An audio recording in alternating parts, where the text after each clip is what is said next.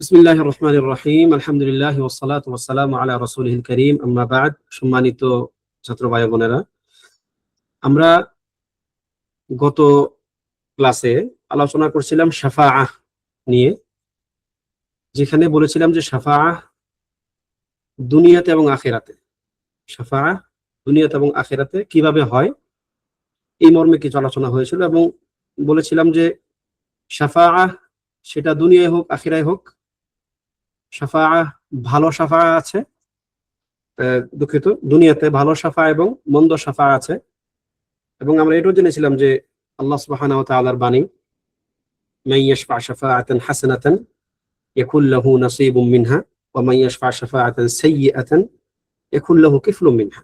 যে ব্যক্তি ভালো সুপারিশ করবে তার জন্য সেই ভালোর একটি অংশ থাকবে, আর যে ব্যক্তি মন্দ সুপারিশ করবে সে ব্যক্তির ওই মন্দের একটি অংশ সে পাবে।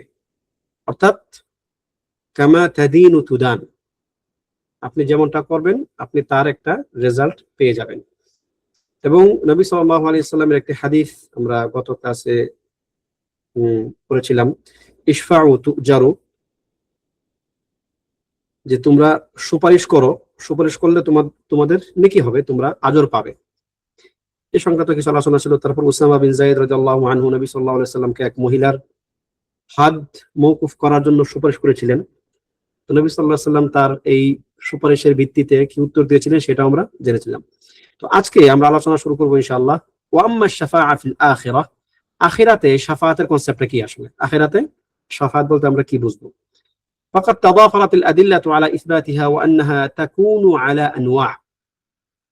আখিরাতের শাফাআত কুরআন সুন্নাতে ব্যাপক নুসুস দ্বারা সাব্যস্ত, সাবিত, এবং এই শাফাআত গুলো বিভিন্ন প্রকৃতির বা বিভিন্ন ধরনের হবে। আলা আনওয়া, যেমনটা কিতাব এবং সুন্নাতে সাব্যস্ত হয়েছে, এবং আহলুস সুন্নাহ জামাআর উলামাগণ কি এই ব্যাপারে ঐক্যমত্য পোষণ করেছেন। আচ্ছা, এইখানে একটা কথা, যেমন ওয়া আজমা আলা ইসবাতিহা সালাফুস সালিহু মিন আহলি সুন্নাতি ওয়াল জামাআহ। আমার কথা হচ্ছে, লেখক যেহেতু একটু আগে বললেন যে কামা দাল্লা আলা যালিকাল কিতাব ওয়াস সুন্নাহ, কিতাব এবং সুন্নাতে সাব্যস্ত হয়েছে, সেটা দলিল আছে। তাহলে আবার সালফে সালিহিনের ইজমা সাব্যস্ত হওয়া লাগবে কেন? মানে এখানে কিতাব সুন্নাহর পরে আবার সালফে সালিহিনের ইজমার কি আছে? মানে এই কথাটা লেখক এখানে কেন আনলেন? বা এরকম উলামায়ে কেরাম এই যে কোরআন সুন্নাহর পরে ইজমা এর কথাগুলো বা উলামায়ে কেরামের কথাগুলো তারা কেন বলেন? কোরআন সুন্নাহ থাকলে তো কোরআন সুন্নাহতে আছে, তাহলে উলামায়ে কেরামের ইজমা হওয়াটা এখানে কেন জরুরি? এই ব্যাপারে কি আপনাদের কার কোনো উত্তর আছে? কেন আমাদেরকে উলামায়ে কেরামের ইজমা বা তাদের আরা গুলো দেখতে হবে? আসসালামু আলাইকুম। কোরআন সুন্নাহ আছে। জি বলুন চাঁদ ভাই। আহসানুল্লাহ আলাইক। বলছিলাম কোরআন মানে সবার এক ঐক্যমতে উম্মত যদি কোনো একটা জিনিসের উপর ঐক্যমত মানে ইজমা হয়ে যায়, এটা এক ধরনের হুজ্জত, যেটা হুজ্জত হিসাবে নেওয়া হয়। তাই সেই না, হুজ্জাহ এই বিষয়ে আমাদের কোনো সন্দেহ নাই। ইজমা যে হুজ্জাহ, কোনো সন্দেহ নাই। কিন্তু যেগুলো কোরআন সুন্নাহর মধ্যে আছে সুস্পষ্ট ভাবে, যেমন শাফাআহ কোরআন সুন্নাহ দ্বারা একদম ব্যাপকভাবে সাব্যস্ত, এরপরে কেন উলামায়ে কেরামের কথা এখানে নিয়ে আসতে হবে? যেই ব্যাপারে কোরআন সুন্নাহতে সুস্পষ্ট কোনো বক্তব্য মানে ওই অর্থে নাই, এটা একটু ইস্তেমবাদ করতে হবে, সেক্ষেত্রে এটা স্পষ্ট। কিন্তু যেটা কোরআন সুন্নাহর মধ্যে আছে, এটা উলামায়ে কেরামের কথা কেন আসবে? আলেমদের ট্রেনের মাধ্যমে ইলম আমাদের পর্যন্ত আসছে। হ্যাঁ, এটা একটা ভালো একটা পয়েন্ট, এটা একটা ভালো পয়েন্ট। এবং মানে যেটা আমি বলতে চাই ওটা প্রায় ওই একই রকম। দেখা যাবে যে কোরআন সুন্নাহ থেকে কিন্তু সবাই নেয়, কোরআন সুন্নাহ থেকে কিন্তু সবাই মাসআলা মাসাইল ইস্তিমবাত করেন।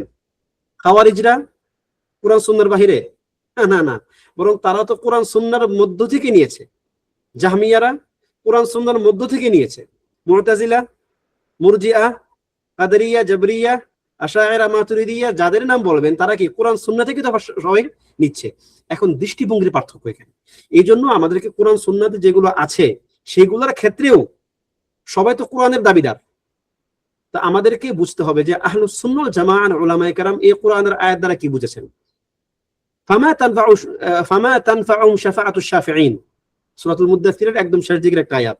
এই আয়াত দ্বারা মুতাজিলা দলিল সাব্যস্ত করেছে আখিরাতে কোনো শাফাআত নাই, আখিরাতে কোনো শাফাআত নাই।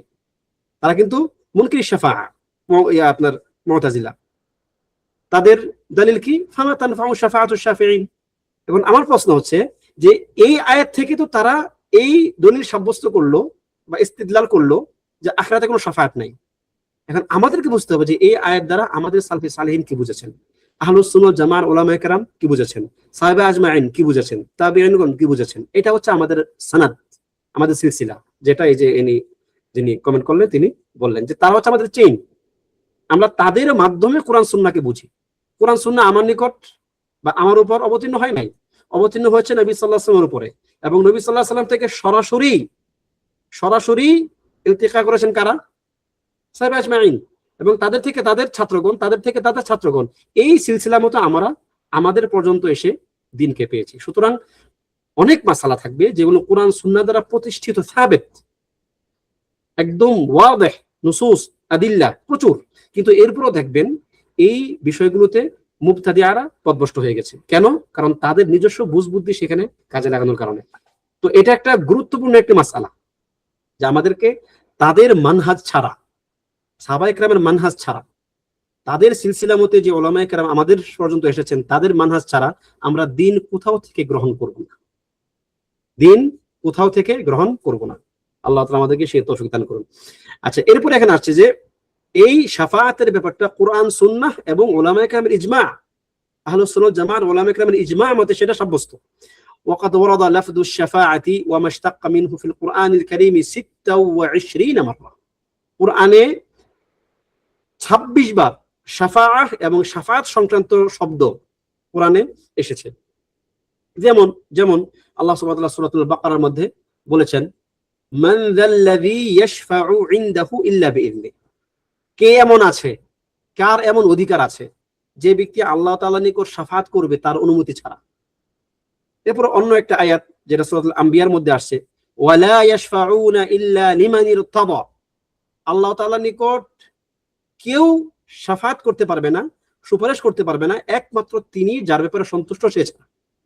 তিনি যার ব্যাপারে সন্তুষ্ট সে ছাড়া বা তার ব্যাপারে ছাড়া কি কারো ব্যাপারে শাফাআত গ্রহণযোগ্য হবে না।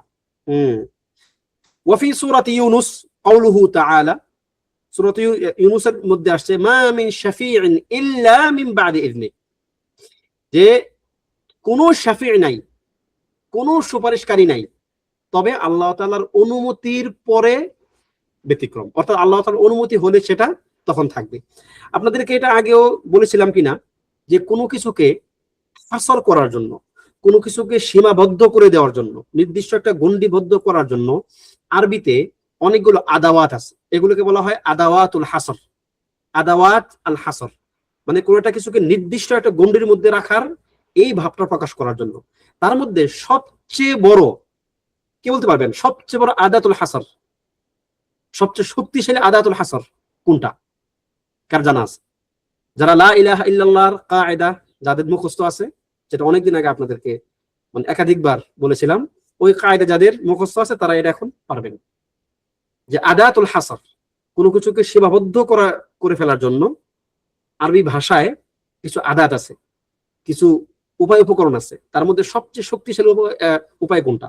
যেমন ইমাম সুয়ুতি, আচ্ছা ইমাম না বলি, সুয়ুতি, আল্লাহ তাআলা তাকে ক্ষমা করুন, সুয়ুতি ইনি 13টা উল্লেখ করেছেন, 13টা আছে, তার মধ্যে একজন লেখলেন ইল্লা, নাসিব লেখলেন ইল্লা, শুধু ইল্লা না, শুধু ইল্লা কি হয় না, আমরা যেটা লা ইলাহা ইল্লাল্লাহের যে কায়দা সেখানে পড়েছিলাম, নাফিউল মাহব আদামুল মাহব ওয়া ইসবাতুল মাহব লা ইয়ামনাউল মুশারাকা। সুতরাং ইল্লা হচ্ছে ইসবাত, ইল্লা হচ্ছে ইসবাত। সবচেয়ে শক্তিশালী আদাত হচ্ছে আল জামউ বাইনান নাফি ওয়াল ইসবাত, আল জামউ বাইনান নাফি ওয়াল ইসবাত। নাফি এবং ইসবাতকে, হ্যাঁ বাচক এবং না বাচক দুইটা শব্দকে একত্রিত করে যে হাসরটা করা হয় এটা হচ্ছে সবচেয়ে শক্তিশালী হাসর।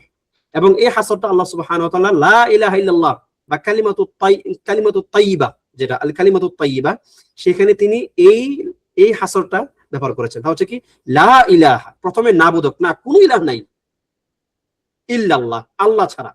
যেন তিনি এটা বলতে চাচ্ছেন যে একমাত্র আল্লাহই হচ্ছেন ইলাহ। তাহলে নাবুদক এবং হাবুদক দুইটা বাক্য যখন একসাথে করা হয়, পরস্পর সমন্বয় করা হয়, তখন এটা হচ্ছে সবচেয়ে শক্তিশালী আদাত লিল হাসর। দেখুন, এবং এখানে আপনার অনেকগুলো আছে, যেমন একটা কি আছে, ইন্নামা যুক্ত হওয়া, যে ইন্নামা মাসালুল হায়াতিদ দুনিয়া, ইন্নামা মাসালুল হায়াতিদ দুনিয়া কামা ইন আনজালনাহু মিনাস সামা ইত্যাদি। এই যে ইন্নামা, যেখানে দেখবেন ইন্নামা আছে মানে সেটা হাসর, যেন শুধু ওইটাই বলা হচ্ছে। দুনিয়ার জীবনের যে উদাহরণ, সেটা তো এমন, মানে যে এটাই হচ্ছে দুনিয়ার জীবন, পানির মতো, ঠিক আছে? অথবা এরকম বেশ কয়েকটা উদাহরণ দেওয়া আছে।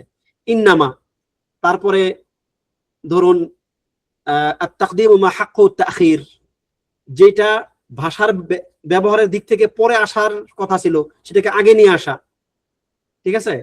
যেমন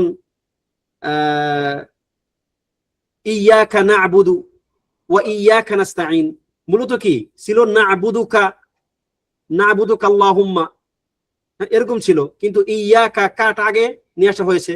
তো যেটা পরে থাকার কথা সেটাকে আগে নিয়ে আসা হয়েছে, তার মানে হচ্ছে কি এখানে আর কারো ইবাদত নেই একমাত্র আপনি ছাড়া।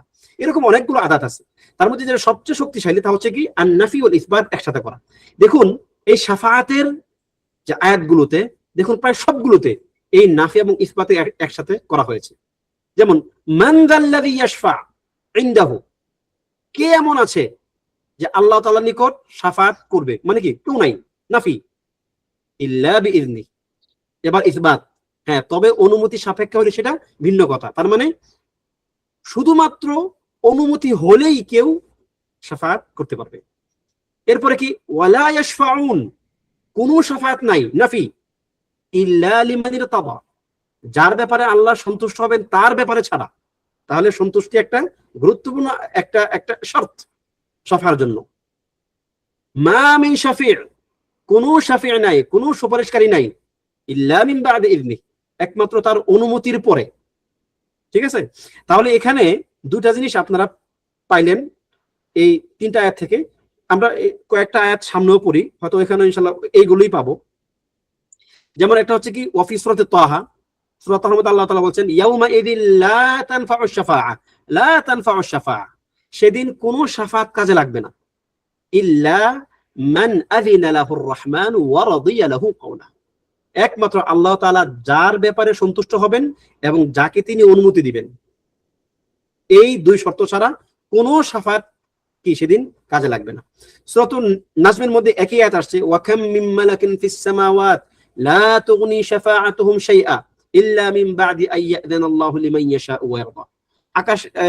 আকাশে কত ফেরেশতা আছে, কিন্তু তাদের কারো শাফাআত গ্রহণযোগ্য হবে না একমাত্র যখন তাদেরকে অনুমতি দেওয়া হবে এবং যার ব্যাপারে সন্তুষ্টি প্রকাশ করা হবে।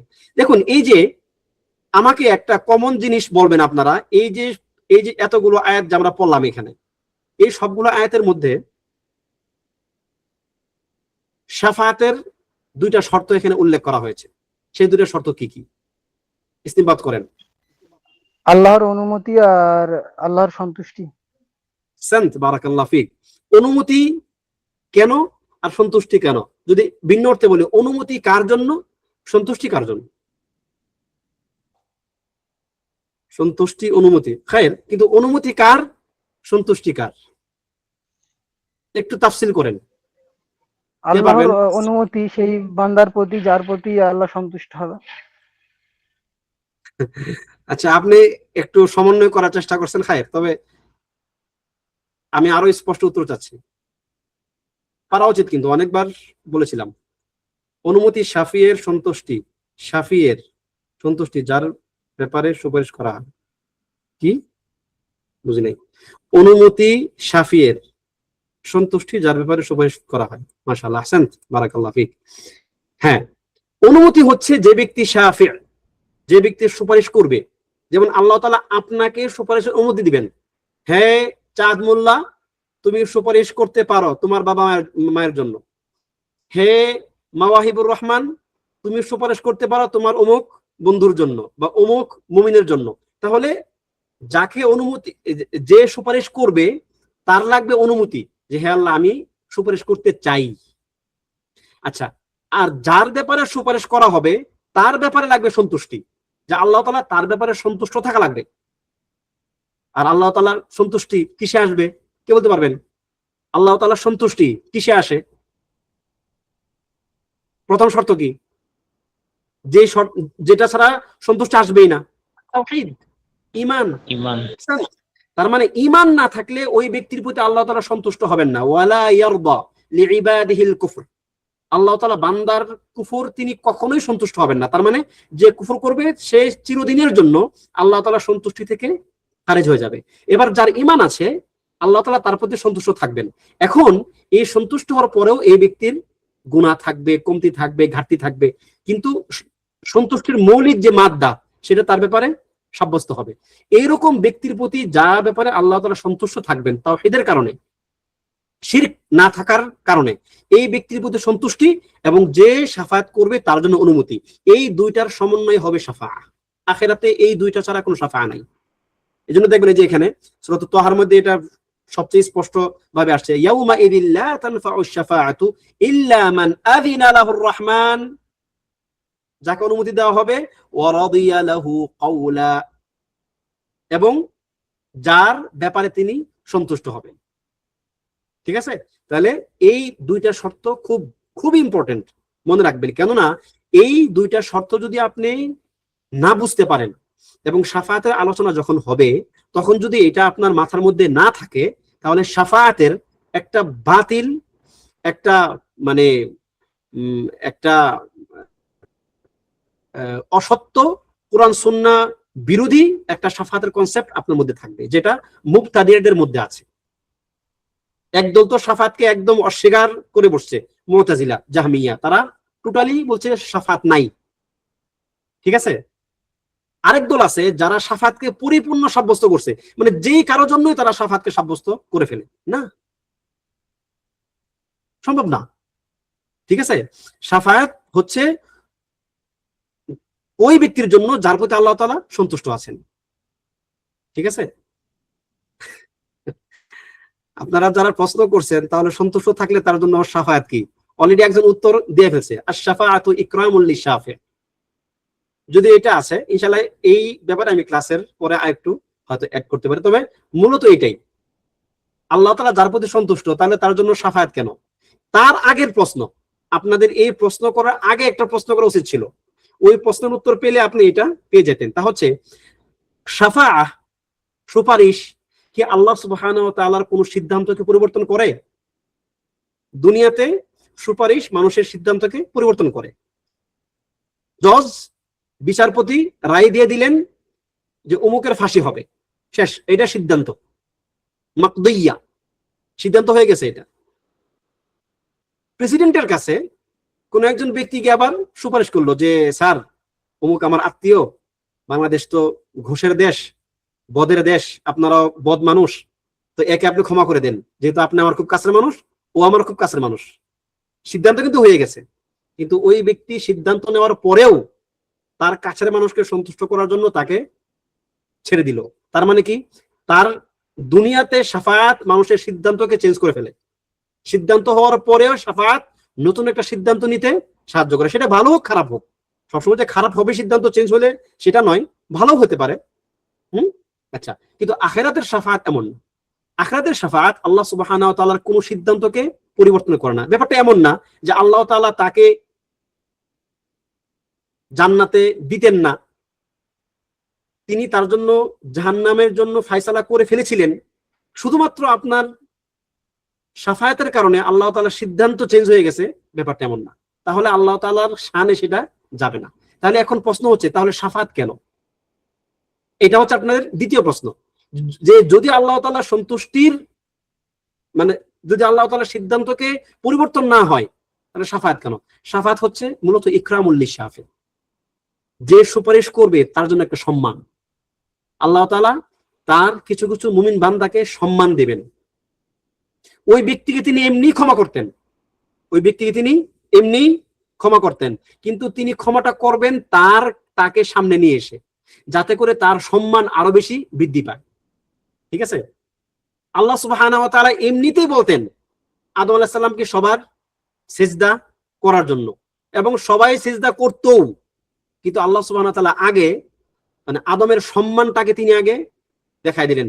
ইয়া আদম ওয়া ইয কি ওয়াকুল্লা ইয়া আদামু না وعلمنا آدم الأسماء كلها ثم وعلم آدم الأسماء كلها ثم عرضها على الملائكة فقال أنبئوني بأسماء هؤلاء إن كنتم صادقين।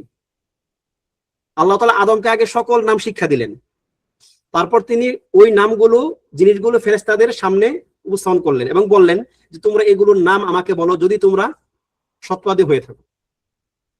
তারা বলল ক্বালু লা ইলমা লানা ইল্লা মা আল্লামতানা ইন্নাকা আনতাল আলিমুল হাকিম। হে আল্লাহ, আপনি আমাদেরকে যা জানিয়েছেন তাছাড়া আমাদের আর কোনো ক্ষমাই নাই, মানে কি বলে আমাদের আর কোনো জ্ঞান নাই। তখন আল্লাহ তাআলা বলবেন যে আদমকে তিনি বলবেন যে হে আদম, তুমি তাদেরকে তাদের এই নামগুলো বলে দাও। যখন তার সম্মানটা সাবিত হয়ে গেল, ওয়াইদ কুলনা লিল মালাইকাতি ইসজুদু লি আদম ফাসাজাদু ইল্লা ইবলিস।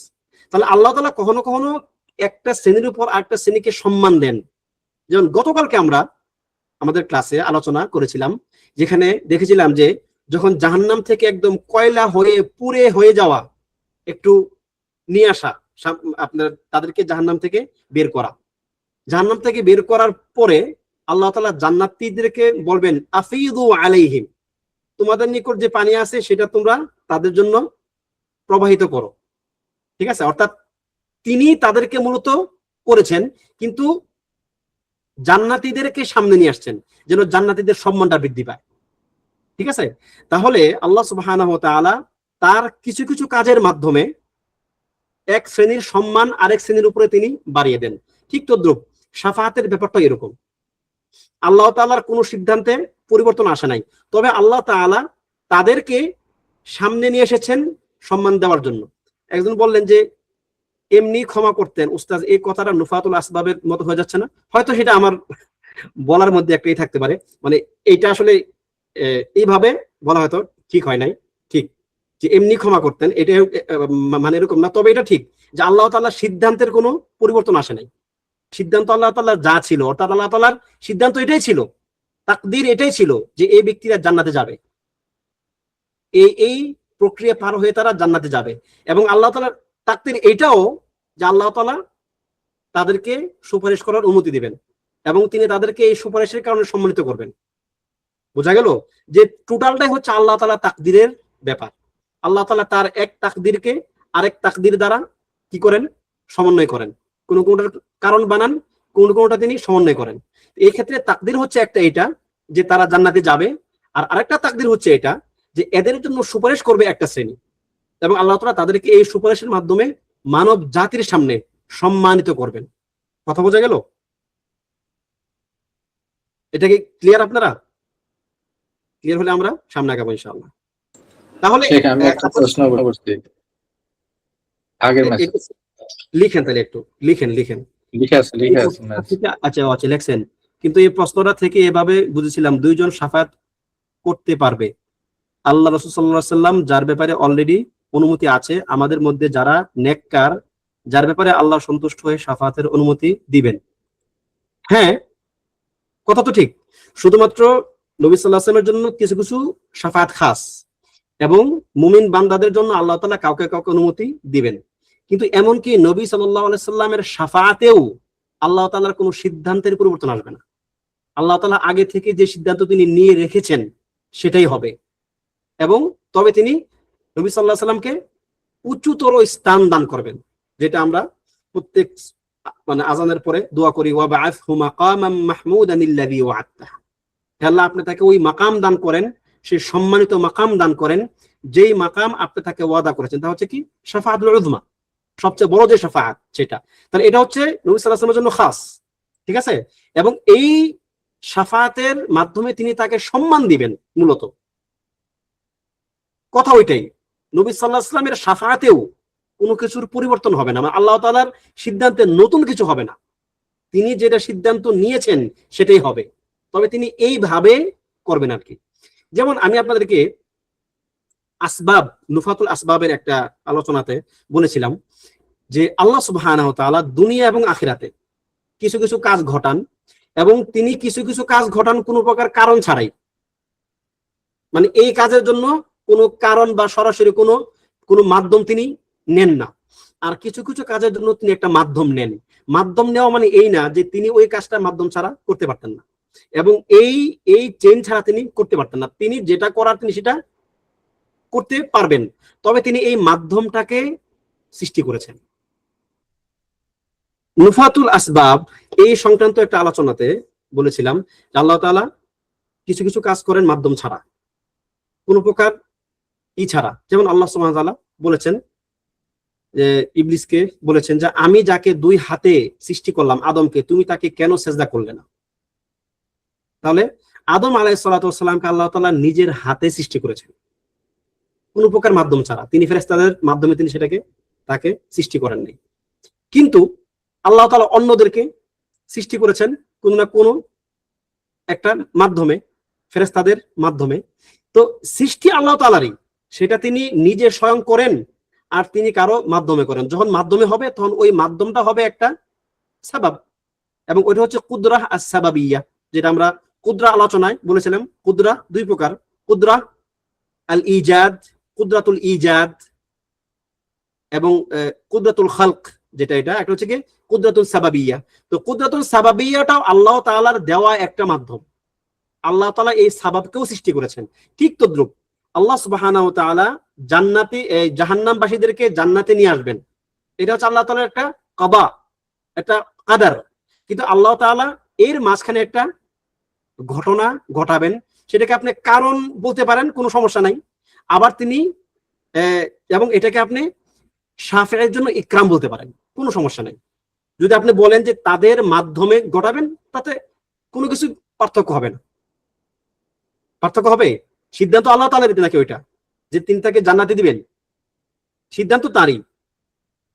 তার এই সিদ্ধান্তটা তিনি এই মাধ্যমে বাস্তবায়ন করবেন, কোনো সমস্যা নেই। মানে একই জিনিস, বিষয় একটাই আর কি, আপনি যেভাবেই বলেন। বোঝা গেল আশরাফ ভাই?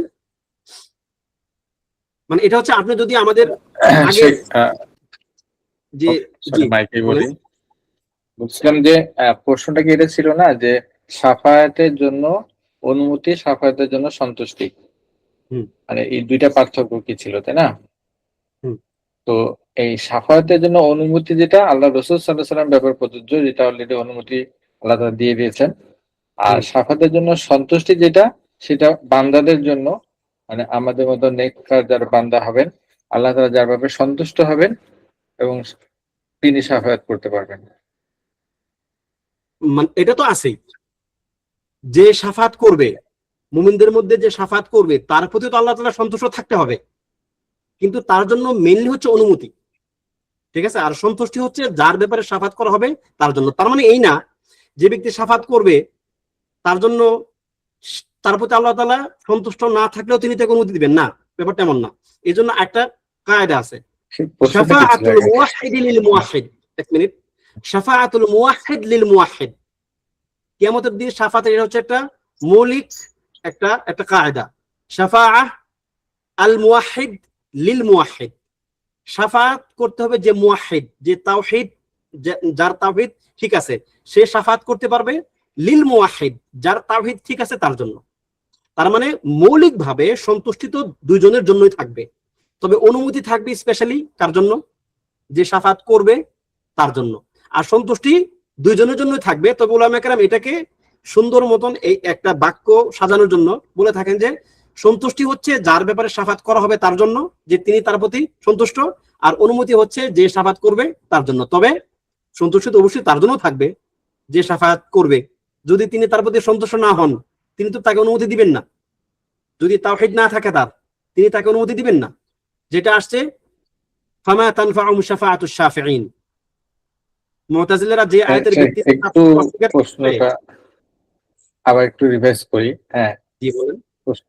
প্রশ্নটা হচ্ছে যে এইখানে যে যেমন আয়াতুল কুরসি যে আয়াতটা আছে তাই না, যে কে শাফায়াত করতে পারবে তাই না, হুম হ্যাঁ, ইল্লা আল্লাহ অনুমতি ছাড়া কে শাফায়াত করতে পারবে। হুম এখানে হুম। প্রশ্ন হচ্ছে কার উপর শাফায়াতটা হবে বা প্রযোজ্য হবে সেটা এখানে আসলে আমার কাছে মনে হচ্ছে যে প্রসঙ্গ না, প্রসঙ্গ হচ্ছে না কে না না শাফায়াত না, করতে পারবে। আসলে আসলে এবার আমি ক্লিয়ার আপনার এটা কথাটা। দেখেন প্রথম যে আয়াতটা আছে না, এই দেখেন মান যাল্লাযী ইয়াশফাউ ইনদাহু ইল্লা বিইذনিহি, এটি হচ্ছে যে শাফায়াত করবে, কে এমন আছে যে শাফায়াত করবে আল্লাহর অনুমতি ছাড়া। তাহলে দেখুন এখানে কিন্তু মান, কে করবে, ইল্লা হ্যাঁ বিইذনি, যাকে আল্লাহ তাআলা অনুমতি দিবেন সে ছাড়া। কিন্তু দ্বিতীয় আয়াত দেখেন ওয়ালা ইয়াশফাউন, যাদেরকে অনুমতি দেওয়া হবে তারাও শাফাত করতে পারবে না, ইল্লা লিমান, এই যে লি দেখছেন, লি মানে জন্য, মানে তারা যাদেরকে অনুমতি দেওয়া হবে তারাও শাফাত করতে পারবে না একমাত্র ওই ব্যক্তিদের জন্য ছাড়া যাদের প্রতি লিমানির তাব, আল্লাহ তাআলা যাদের প্রতি সন্তুষ্ট। দেখেন একটা হচ্ছে কি মান, একটা হচ্ছে কি লিমান, পার্থক্য আছে। মান হচ্ছে যে করবে, আর লিমান হচ্ছে যার জন্য করা হবে। ঠিক আছে, অর্থাৎ আপনি দুইটা আয়াতের সমন্বয় করে বুঝবেন। একটা হচ্ছে ইদিন হচ্ছে মান ইয়াশফা, যে শাফাত করবে তার জন্য ইদিন, আর রিদা হচ্ছে লিমান ইয়াশফা, যার জন্য শাফাত করা হবে সে। তাহলে লিমান এবং মান, এই পার্থক্য যদি আপনি ক্লিয়ার থাকেন তাহলে ক্লিয়ার হয়ে যাবে এটা। জি জি জি। ওয়ালা ইয়াশফাউনা, এখানে ব্যাপারটা আলটিমেটলি তাকদীরের মানে প্রসঙ্গতে এটা চলে যাচ্ছে, মানে জি তাকদীরের সাথে রিলেট হয়ে যাচ্ছে জিনিসটা। হ্যাঁ হ্যাঁ হ্যাঁ, মানে যখন অবশ্যই দুইটা অবশ্যই প্রসঙ্গ চলে আসছে তখন এটা তাকদীরের সাথে, তাকদীরের মাসালার সাথে সম্পৃক্ত অবশ্যই হয়ে অবশ্যই। যাচ্ছে। মানে আকীদার প্রায় মাসালাগুলো এরকম, একটা সঙ্গে একটা সম্পৃক্ত। আপনি যদি কুদরতের মাসালা ক্লিয়ার না থাকেন তাহলে আপনি হয়তো অনেক, কারণ এই কুদরতের মাসালাটা অনেক মাসালার সঙ্গে সম্পৃক্ত আছে, ইস্তিতার মাসালা অনেক মাসালার সঙ্গে সম্পৃক্ত আছে।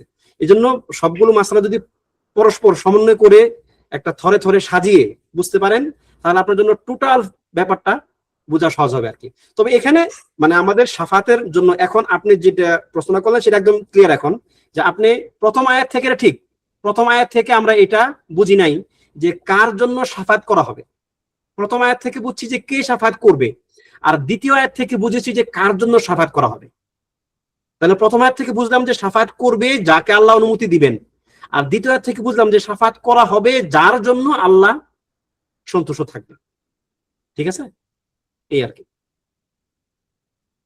তো এটা হচ্ছে মূল কথা যে শাফাআহ হচ্ছে আল্লাহ সুবহানাহু ওয়া তাআলা। এখন আমার প্রশ্ন হচ্ছে শাফাত যে করবে সে কি শাফাতের মালিক না? শাফাত যে করবে সে তো শাফাতের মালিক নাকি? কি বলেন আপনারা? জি না শেখ, সে শাফায়াতের মালিক না। শাফাতের মালিক না সে, বরং শাফাতের মালিক হচ্ছেন আল্লাহ সুবহানাহু ওয়া তাআলা। কুল লিল্লাহিশ শাফাআতু জামিআ, হে নবী আপনি বলে দেন শাফাত, সব শাফাত হচ্ছে আল্লাহ তাআলার জন্য, মানে অধিকার তার, শাফাতের মালিক তিনি কাউকে কাউকে শাফাতের মানে সাময়িক সুযোগ করে দিবেন। শাফাতের সাময়িক সুযোগ করে দিবেন। এরপর হচ্ছে মাল ফারকু বাইনা যিকরি শাফাআতি ফিল কুরআনি ওয়া যিকরিহা ফিস সুন্নাহ। শাফাআহ কুরআনে যেভাবে উল্লেখ করা হয়েছে এবং সুন্নাহর মধ্যে যেভাবে উল্লেখ করা হয়েছে তার মধ্যে পার্থক্য কি? তো লেখক বলছেন তাকাররারা যিকরুশ শাফাআতি কাসীরান ফিল আহাদিস আন-নাবাবিয়্যাতিশ শরীফা। হাদিসে অনেকবার শাফাতের কথা উল্লেখ করা হয়েছে। وإذا كان القرآن الكريم قد أكد على الشروط والضوابط للشفاعة عند الله تعالى يوم القيامة فإن السنة قد شرحت أنواع الشفاعة وصفاتها। যে কোরআনে আল্লাহ তাআলা শাফাতের যে কিছু মৌলিক নীতিমালা দিয়ে দিয়েছেন কোরআনে, আর সুন্নাহর মধ্যে এর যে দাওয়াবিত গুলো আছে, এর সংজ্ঞাগুলো আছে, ধরন সংজ্ঞা প্রকারভেদ ইত্যাদি হাদিসে পাবেন। ওয়াশ-শুফাআউ ওয়াল মাশফুউ লাহুম, এবং কারা শাফি' হবে এবং কাদের জন্য শাফাত করা হবে, এই যত শ্রেণীবিন্যাস এগুলো আপনি সুন্নাহর মধ্যে পাবেন। তাহলে কোরআন এবং সুন্নাহর মধ্যে মৌলিক পার্থক্যটা কি? কোরআনে হচ্ছে শাফাতের মৌলিক কথাগুলো, আর সুন্নাহর মধ্যে শাফাতের বিস্তারিত ব্যাখ্যা বিশ্লেষণ সেগুলো। ওয়া আহাদিসুশ শাফাআতি সাহিহাতুন ওয়া সারিহাতুন ফি ইসবাতিশ শাফাআতি ইয়াউমাল কিয়ামা। কিয়ামতের দিন যে শাফাত যা আছে এই ব্যাপারে সহিহ হাদিসগুলোতে একদম স্পষ্টভাবেই সাবেত হয়েছে, এবং সেগুলো অনেক প্রচুর পরিমাণে, যা তাওয়াতুর অর্থাৎ মুতাওয়াতির পর্যায়ে পৌঁছে গেছে, যা মিথ্যা হওয়ার কোনো সম্ভাবনা নাই। قال شيخ الإسلام ابن تيمية رحمه الله أحاديث الشفاعة كثيرة متواترة। ইবনে তাইমিয়া রাহিমাহুল্লাহ বলেন যে শাফাআতের হাদিসগুলো হচ্ছে প্রচুর এবং এগুলো মুতাওয়াতির লেভেলের। মিনহা ফিস সহিহাইন আহাদিস মুতাআদ্দিদা, কয়েকটা হাদিস যেটা সহিহাইনের মধ্যে আসছে, বুখারী মুসলিমে আসছে, অফিস সুনানি ওয়াল মাসানিদ মিম্মা ইয়াকসিরু আদাদু, যেগুলো সুনানের গ্রন্থগুলো আছে, মুসনাদ মাসানিদ যেগুলো আছে সেখানে বেশ ভালো পরিমাণে উল্লেখ করা হয়েছে। যেমন ওয়া আনশাদা বা'দুহুম, কোন কোন ব্যক্তি শেরে এই কথাটা এভাবে বলেন, মিম্মা তাওয়াতারা হাদিসু মান কাযাব ওয়ামান বানাল্লাহ ওয়ামান বানা লিল্লাহি, এটা একটু ভুল লিখছে আর কি, এটা কাটা যাবে, ওয়ামান বানা লিল্লাহি বাইতান ওয়াহতাসাব ওয়া রা'য়াতুন শাফাআতুন ওয়াল হাউদু ওয়া মাসহু খুফাইনি ওয়া হাযিহি বা'দু। হ্যাঁ, মানে এটা হচ্ছে যে আপনার যেগুলো মুতাওয়াতির পর্যায়ের আর কি, কিছু কিছু মাসআলা মুতাওয়াতির পর্যায়ের, কিন্তু মুবতাদিরা এগুলোকে অস্বীকার করে। তার মধ্যে এখানে কয়েকটা আসছে, যেমন মিম্মা তাওয়াতারা হাদিসু মান কাযাব, ওই যে একটা হাদিস আছে না, মান কাযাবা আলাইয়া মুতাআম্মিদান ফালিয়াতাবাওয়া মাকআদাহু মিনান নার, অথবা ফিন্নার, যে ব্যক্তি নবী সাল্লাল্লাহু আলাইহি ওয়াসাল্লামের উপরে ইচ্ছাকৃতভাবে মিথ্যা কথা বলবে সে যেন জাহান্নামে তার অবস্থান পাকাপোক্ত করে নেয়, তাহলে এটা একটা কাযাব। এই হাদিসটা একদম মাশহুর এবং মুতাওয়াতির লেভেলের। এরপরে কি, ওয়ামান বানা লিল্লাহি বাইতান ওয়াহতাসাব, মান বানা লিল্লাহি বাইতান মান বানা লিল্লাহি মাসজিদান বানাল্লাহু বাইতান ফিল জান্নাহ, এটা একটা মুতাওয়াতির লেভেলের হাদিস, যদিও এটা দিয়ে আজকাল অনেক রকম অঘটন ঘটানো হয় সমাজে, আল্লাহুল মুস্তাআন। এরপর হচ্ছে ওয়ারুইয়াতুন, রুইয়ার হাদিসগুলো মুতাওয়াতির, ইন্নাকুম সাতারাউনা রাব্বাকুম কামা তারাউনাল কামার লা তুদাম্মুনা ফি রুইয়াতিহি, এটাও। তারপরে শাফাআ, শাফাআর হাদিসগুলো কি একদম মুতাওয়াতির। ওয়াল হাউদ, হাউজের গুলো মুতাওয়াতির। ওয়া মাসহু খুফাইন, মুজার উপরে মাসহ করা, ওযু না করে আপনার না ধুয়ে, সেটাও মুতাওয়াতির লেভেলের।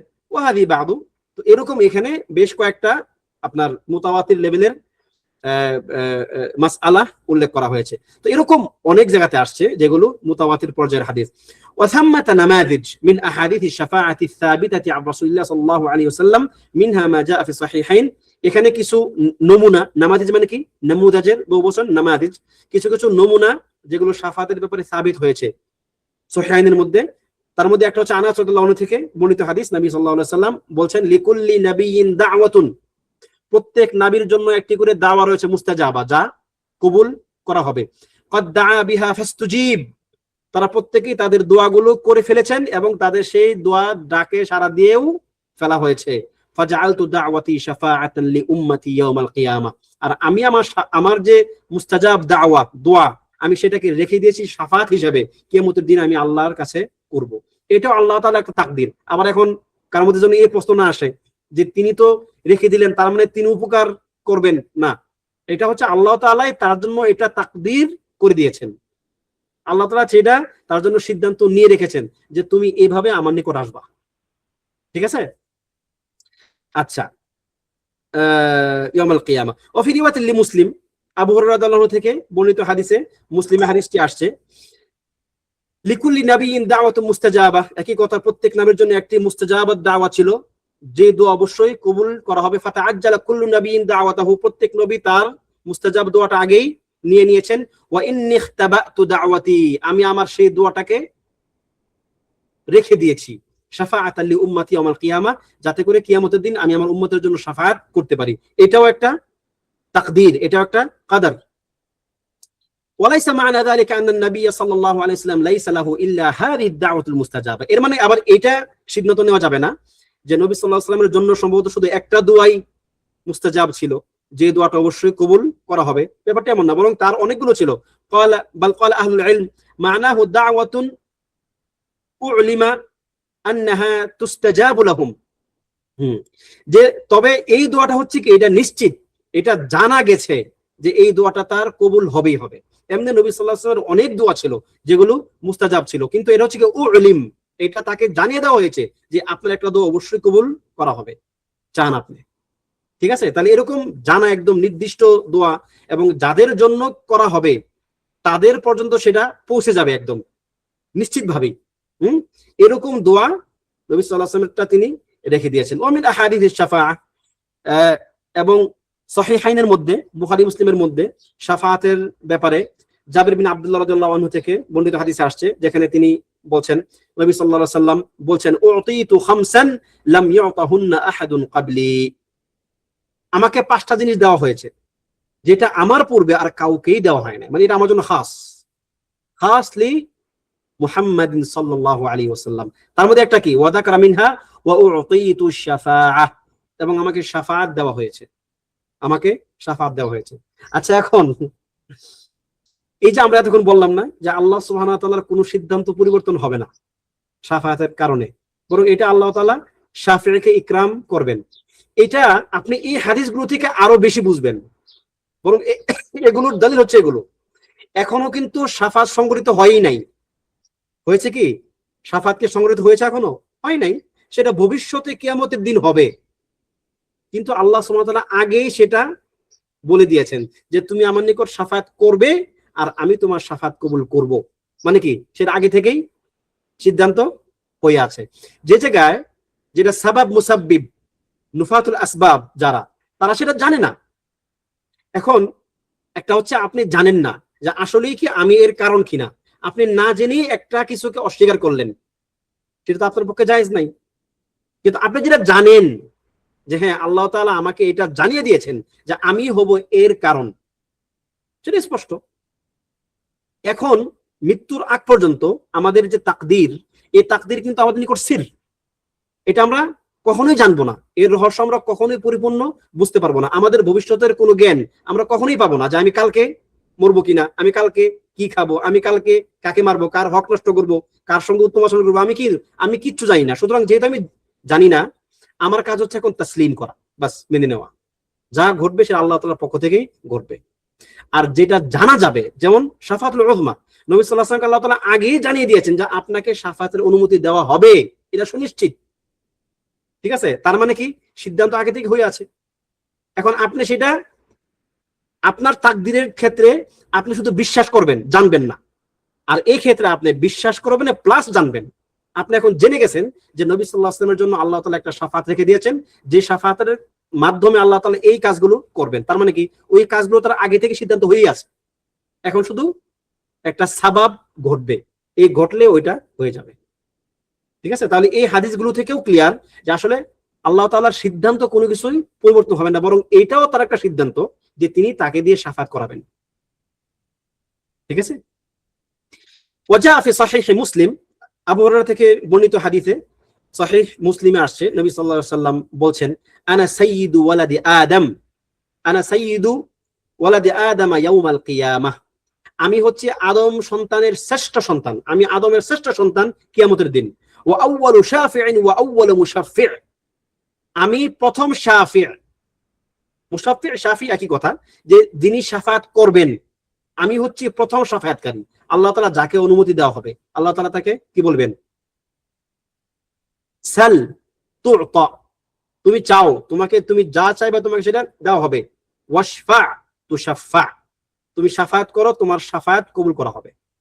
আউয়ালু শাফি' মানে যিনি শাফাআত করবেন, আউয়ালু মুশাফফা যার শাফাআত কবুল করা হবে। তাহলে ওই একই ব্যক্তি আর কি, নবী সাল্লাল্লাহু আলাইহি ওয়াসাল্লাম, যিনি শাফাআত করবেন প্রথম ব্যক্তি এবং যার শাফাআত কবুল করা হবে তার মধ্যে প্রথম ব্যক্তি। আল্লাহ তাআলা অনেককে অনুমতি দিবেন শাফাআত করার এবং অনেকের শাফাআত তিনি কবুল করবেন, এবং দুই ক্ষেত্রে তিনি হচ্ছেন প্রথম ব্যক্তি। এখন আমার প্রশ্ন হচ্ছে এটা, এই যে সাইয়্যিদু ওয়ালাদি আদম, যদিও এটা আমাদের এই কথার সঙ্গে সম্পর্কিত না, কিন্তু যেহেতু আসলো আমি তো আবার এগুলো করি, টুকটাক আলোচনা করে ফেলি।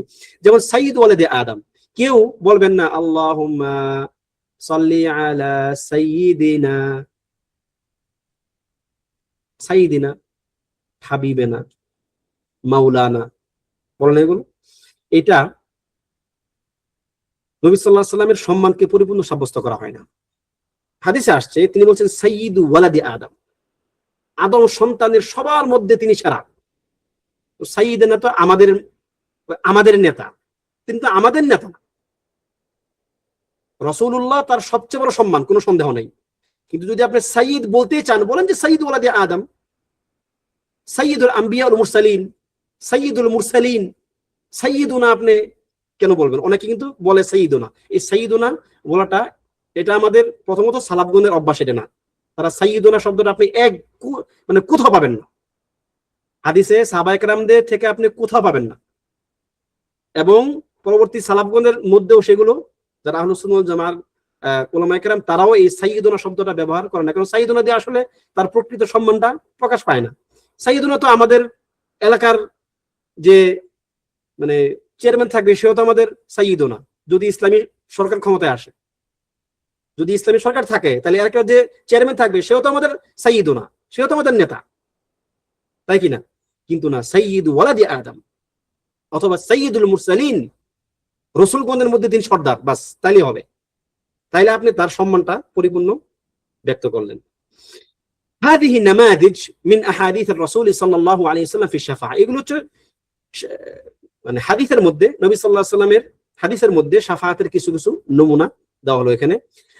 আম্মাল ইজমা, ইজমা'ের মাধ্যমে শাফাআত সাব্যস্ত, আমরা যেটা আগেই জেনেছিলাম যে কোরআন, সুন্নাহ এবং ইজমা, কোরআন গেল, সুন্নাহ গেল, এবার ইজমা থাকলো।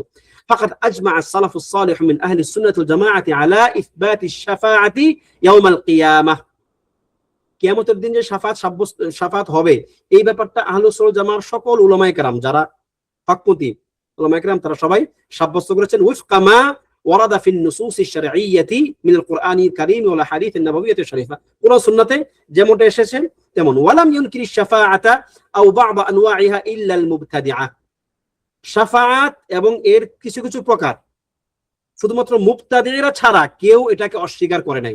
কেউ কেউ তো পরিপূর্ণ শাফাআতটাকে অস্বীকার করেছে, আবার কেউ কেউ কোনো কোনো একটা অংশকে অস্বীকার করেছে, কারণ শাফাআত অনেকগুলো।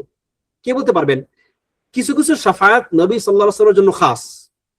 কার কার জানা আছে নবী সাল্লাল্লাহু আলাইহি ওয়াসাল্লামের জন্য খাস শাফাআত কি কি আছে?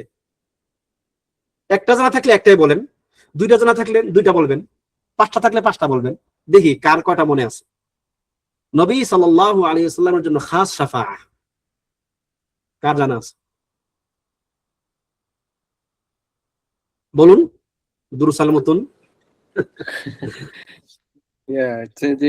হাউজে কাউসার, হাউজে কাউসারের না, হাউজে কাউসার তো আলাদা জিনিস, শাফাআহ না। হাউজে কাউসার তো তার আলাদা একটা সম্মান, আমরা হাউজকেও স্বীকার করি, বিশ্বাস করি, কিন্তু শাফাআহ একজন লিখলেন চাচার জন্য, যেমন এই যে একজন লিখলেন শাফাআত লিখলেন চাচার জন্য, হ্যাঁ, একজন লিখলেন বিচার শুরু করার জন্য শাফাআত, এটাও ঠিক। বিচার শুরু করার জন্য অর্থাৎ প্রথম যেটা শাফাআতুল উযমা, এটি নবী সাল্লাল্লাহু আলাইহি ওয়াসাল্লামের জন্য খাস, এবং যিনি লিখলেন চাচার জন্য সেটাও খাস। বিচার শুরু আবার শাফাআত বেও লিখছেন, তো সেটা আরেকজন আগে লিখছেন। আর কি আছে? আর কি আখিরাত তাহবির আলোচনাতে আপনাদেরকে এগুলো বলেছিলাম, মনে নাই? আরেকটা হচ্ছে জান্নাতীদেরকে জান্নাতের ফায়সালা যাদের হয়ে গেছে তাদেরকে জান্নাতে দেওয়ার শাফাআহ, এটাও তার জন্য খাস। জান্নাতের ফায়সালা হয়ে গেছে, এবার মানে আল্লাহ সুবহানাহু ওয়া তাআলা নবী সাল্লাল্লাহু আলাইহি ওয়াসাল্লামকে শাফাআতের অনুমতি দিবেন, তিনি যেন জান্নাতীদেরকে জান্নাতে যাওয়ার অনুমতির শাফাআত করেন, এটাও তার জন্য খাস। চাচার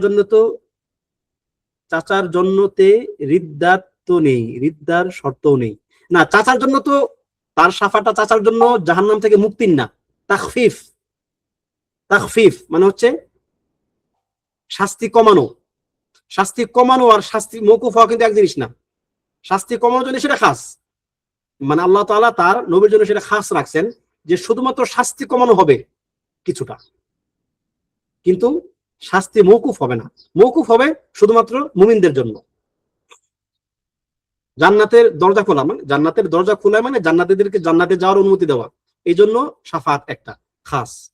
আরেকটা হচ্ছে একদল মানুষ যাদের জন্য জাহান্নাম ওয়াজিব হয়ে গেছে তাদেরকে জাহান্নামে প্রবেশ না করিয়ে জান্নাতে দেওয়া, এটা একটা খাস। নবী সাল্লাল্লাহু আলাইহি ওয়াসাল্লামের জন্য এটাও খাস, ঠিক আছে? শাস্তি মওকুফের শাফাআতে রিদ্দা বুঝি না, শাস্তি মওকুফের শাফাআতে রিদ্দা শর্ত, ও রিদা, আরে আমি তো রিদ্দা পড়তেছি এটাকে রিদা শর্ত। আর কমানো এতে রিদা জরুরি নয়। কমানোটাও অন্য সবার জন্য মানে আম না। জাহান্নামবাসীর জন্য কোনো শাফাতি কারোর জন্য কোনো দিক থেকে কাজে লাগবে না, শুধুমাত্র সেটা খাস নবী সাল্লাল্লাহু আলাইহি ওয়াসাল্লামের জন্য খাস। এখানে কোনো প্রশ্ন নাই কেন নবী সাল্লাল্লাহু আলাইহি ওয়াসাল্লাম, আল্লাহ তাআলা সেটা খাস রাখছেন। কেননা নবী সাল্লাল্লাহু আলাইহি ওয়াসাল্লামের জীবনের সবচেয়ে বেশি ভূমিকা যে কয়েকজন রাখছিলেন তার মধ্যে তার চাচা একজন। এটা হচ্ছে তার জন্য একটা বিশেষটা দিক, এটা সবার জন্য না। ঠিক আছে, শাস্তি মৌকুফ এবং কমানো দুইটাই নাই, কারোর জন্যই নাই। কিন্তু মৌকুফের কমানোর ক্ষেত্রে শুধুমাত্র নবী সাল্লাল্লাহু আলাইহি ওয়াসাল্লামের জন্য একটা খাস একটা দিক এটা আর কি। তাহলে এগুলোই, তাই না, যে যাদের জন্য, তাহলে প্রথম হচ্ছে শাফাআতুল উযমা, প্রথম শাফাআত, বিচার শুরু শাফাআত খাস নবী সাল্লাল্লাহু আলাইহি ওয়াসাল্লামের জন্য। দ্বিতীয় শাফাআত জান্নাতবাসীদের জন্য জান্নাতে যাওয়ার শাফাআত। জাহান্নামের জন্য সিদ্ধান্ত হয়ে গেছে এরকম কোন কিছু ব্যক্তিদেরকে জাহান্নামে না দেওয়ার শাফাআত, তিনটা গেল। তার চাচার জন্য শাস্তি কমানোর শাফাআত, চারটা গেল। আরো আছে, আরো হয়তো খুঁজলে দুই একটা পাওয়া যাবে আর কি। এই তিনটাই মুহূর্তে মনে পড়তেছে, চারটা মনে পড়তেছে, আরো এরকম আছে দুই তিনটা। ঠিক আছে। আর আম শাফাআত, যেমন কোন ব্যক্তি জাহান্নামে চলে গেছে, হ্যাঁ জাহান্নামে, দুঃখিত, কিছু কিছু ব্যক্তিকে একদম কোনো প্রকার হিসাব এবং আযাব ছাড়া জান্নাতে দেওয়া, এটা একটা শাফাআত আছে নবী সাল্লাল্লাহু আলাইহি ওয়াসাল্লামের জন্য, একটা শাফাআত। এটা তার কোনো হিসাব হবে না, আযাব হবে না। ঠিক আছে। আর জাহান্নামে অলরেডি চলে গেছে, কিন্তু সেখান থেকে একটু পুড়ে ছাই খাই হয়ে অথবা শাস্তির একটা পরিমাণ ভোগ করে তার কোনো আত্মীয় যে মুওয়াহহিদ, সেও মুওয়াহহিদ, তার শাফাআত আল্লাহ তাআলা তাকে সেখান থেকে মুক্ত করবেন। এটা হচ্ছে আম, মানে আম ভাবে আর কি মুমিনদের জন্য। ঠিক আছে। এবং মুমিনদের জন্য আম এটা একটা আছে, যারা হুফাজ থাকবে, হুফাজ। ঠিক আছে, হুফাজরা তাদের পিতামাতার জন্য শাফাআত করতে পারবে যদি তারা মুমিন নারী হয় আর কি, বা মুমিন পুরুষ হয়, যারা হুফাজ থাকবে তারা। এবং শহীদদেরকে শাফাআতের অনুমতি দেওয়া হবে তাদের তাদের আত্মীয়দের মধ্যে বা তাদের পরিচিত 70 জনের জন্য তারা শাফাআত করতে পারবে। তো আমি এরকম একজনের ঘটনা জানি, যাকে কাফেররা হত্যা করেছে। তবে হত্যাটা বিচারিক প্রক্রিয়ায়, তাদের ভাষায় বিচারিক প্রক্রিয়ায় তাদেরকে হত্যা করা হয়েছে আর কি। তো একজনকে যখন তাকে তারা ফাঁসি দিয়ে দিবে বা হত্যা করবে, তখন অন্য আরো কিছু মানুষ তাদেরকে বলতেছিল যে আপনার কাছে আমার একটা দাবি আছে, একটা চাওয়া আছে। বলছি কি, বলুন। যে আপনি তো ইনশাল্লাহ শহীদ হবেন, আল্লাহ তাআলা যদি আপনাকে তৌফিক দেন, আপনি যাদের জন্য শাফাআত করতে পারবেন আপনি আমার জন্য করবেন। এটা মানে আমি নিশ্চিত না যে এরকম কথা বলা সুযোগ আছে কিনা, তবে একটা আবেগ যে যেহেতু আপনি অনেকের জন্য শাফাআত করতে পারবেন, যদি আল্লাহ তাআলা আপনার শাহাদাত কবুল করেন, তাহলে আপনি আমাকেও রাখবেন আপনার শাফাআতের মধ্যে। এটা অনেকের একটা আবেগ থেকে অনেকেই বলে থাকে আর কি।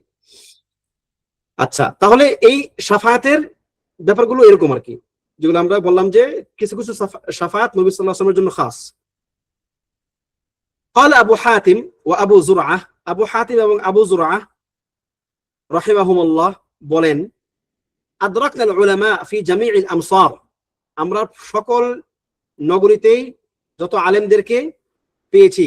ফাকানা মিন মাযহাবিহিম আন্না শাফাআত হক, তাদের মাযহাব ছিল এটা যে শাফাআত হক, শাফাআত একটা সত্য জিনিস, সঠিক জিনিস।